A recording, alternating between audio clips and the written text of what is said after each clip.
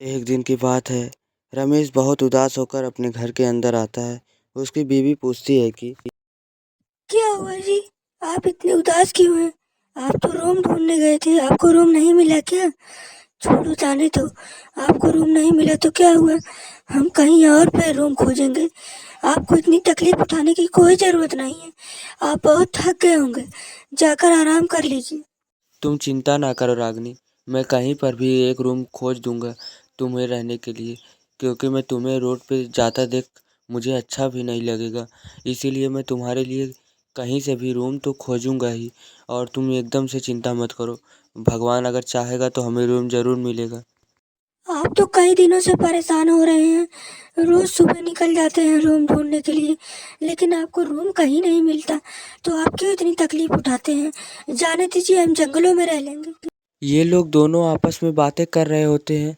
तभी सेठ वहाँ पर उनकी बातें सुनकर आ जाता है। महेश कहता है कि सेठ जी, आप यहाँ इस वक्त?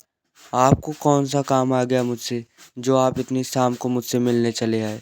खैर छोड़ो ये सब बातें। अगर आपको मुझसे कोई काम था तो आप ही मुझे बुला देते, मैं आपके घर चला आता। अरे नहीं नहीं महेश, कैसी बातें करता है यार, तू तो मेरे भाई जैसा है। मैं तुझे हमेशा क्यों तकलीफ़ दूँ? कभी कभी मुझे भी तकलीफ़ लेने दिया कर। खैर छोड़ ये सब बातें।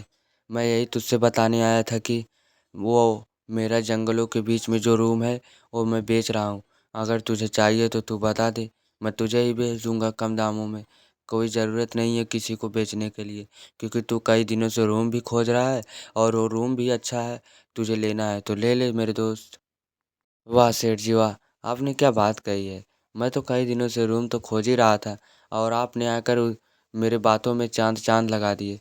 बहुत अच्छा, अगर आप वो रूम बेच रहे हैं तो मुझे वो रूम ज़रूर चाहिए। आप किसी को वो रूम मत दीजिएगा, मुझे उस रूम की सख्त ज़रूरत है, वरना मैं और मेरी बीवी दोनों रोड पे आ जाएँगे सेठ जी, मुझे वो रूम चाहिए।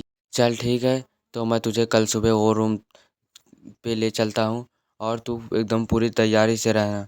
मैं कल सुबह आऊँगा और तुझे उस रूम पे ले चलूँगा। इतना सब कहने के बाद सेठ अपने घर की ओर निकल जाता है और अपने घर की ओर चला जाता है। तभी यहाँ पर महेश की पत्नी और महेश बातें करने लगते हैं। महेश की पत्नी कहती है कि अजी वो तो सेठ, मुझे उसकी नीयत कुछ ठीक नहीं लग रही है।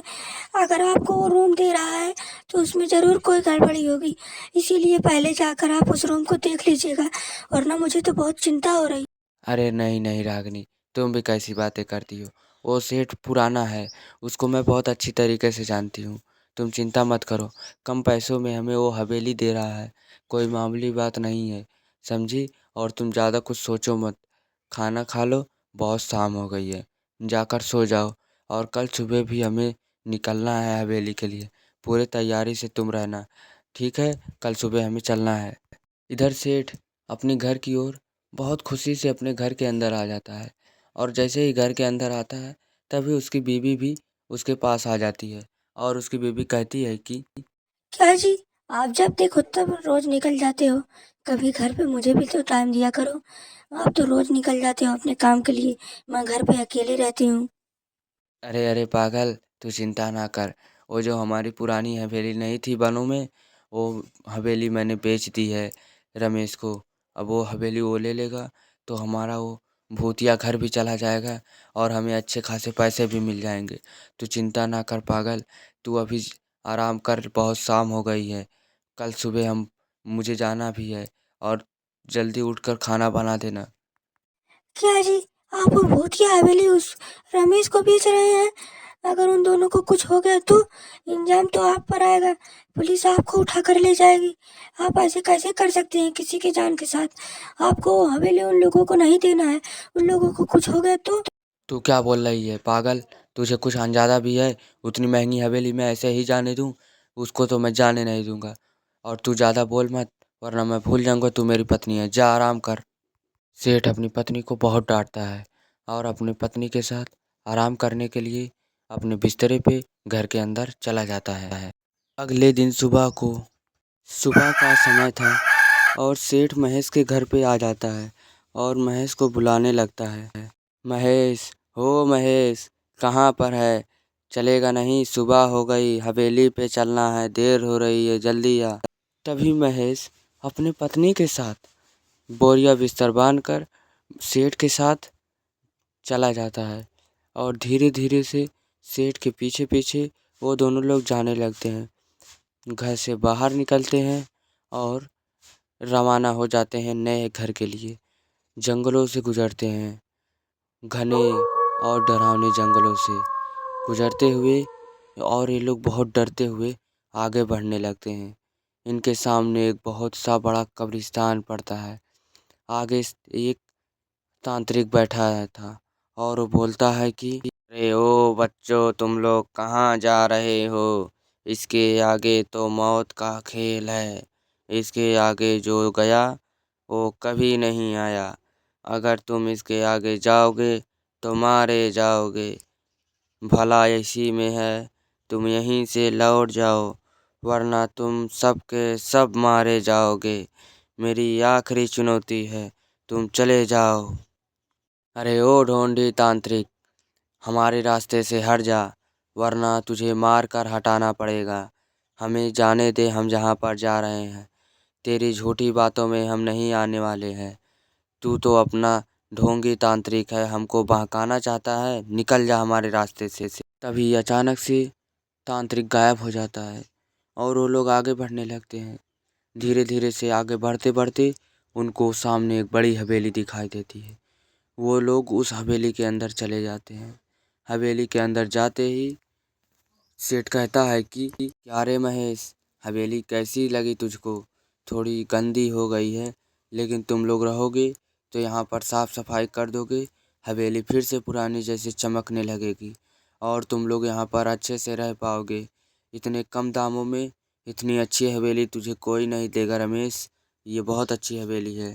हवेली तो अच्छी है सेठ जी, बस यहाँ पर कुछ अजीब सा लग रहा है, जैसे डरा डरा सा पूरा यहाँ पर माहौल बना हुआ है। डरावना सा यहाँ पर हवेली लग रही है मुझे। एडजस्ट करने में थोड़ा समय लगेगा। पुराने घर के बजाय ये तो बहुत ही बड़ा है। तभी इन लोगों के सामने एक चुड़ैल आ जाती है। उस चुड़ैल को देखते ही इन लोग के रोंगटे खड़े और इन लोग डर जाते हैं। तभी ओ चुड़ैल, हमें छोड़ दे, हमने तेरा क्या बिगाड़ा है? हमें जाने दे, हम इस हवेली से लौट जाएंगे। हमें जाने दो चुड़ैल, हमें जाने दो, हमें माफ़ करो, हमने आपकी नींद को भंग किया। आज के बाद से हम इस हवेली में कभी नहीं आएंगे। इस सेठ ने हमें बहला फुसला कर ये हवेली दे दिया। हमें नहीं पता था आप यहाँ पर रहती हो। हमें छोड़ दो चुड़ैल। हा हा हा हा, मैं तुम्हें नहीं छोड़ूंगी। एक बार जो यहाँ पर आ गया वो मेरे पेट में सीधे जाता है। और तुम लोग इस गलतफहमी में मत पड़ो कि मैं तुम सब लोगों को छोड़ दूंगी। सबके सब मरोगे, सब मरोगे, किसी को नहीं छोड़ूंगी मैं। मुझे भी ऐसे ही मारा गया था। ये सब बातें सुनने के बाद सेठ डर के मारे वहाँ से भाग जाता है और चुड़ैल एक तलवार निकालती है और इन दोनों को मारने के लिए आगे बढ़ती है। तभी अचानक वहाँ पे तांत्रिक आ जाता है। चुड़ैल तांत्रिक से कहती है कि ओ तांत्रिक, तू मेरा रास्ता छोड़ दे, वरना इन दोनों के साथ तू भी मरेगा। मुझे छोड़ दे, मुझे नहीं जानता तू मैं कौन हूँ। अरे ओ चुड़ैल, अगर तू अपना भला चाहती है तो ये हवेली छोड़ के चल जा और इन दोनों की जान को बख्श दे, वरना तुझे पहले की तरह फिर से कैद कर दूंगा इसी जादुई डिब्बे में। तू अभी यहाँ से चल जा, वरना बहुत बुरा होगा। इतना कहते ही तांत्रिक के ऊपर चुड़ैल हमला कर देती है और तांत्रिक भी अपनी जादुई शक्तियाँ दिखा देता है।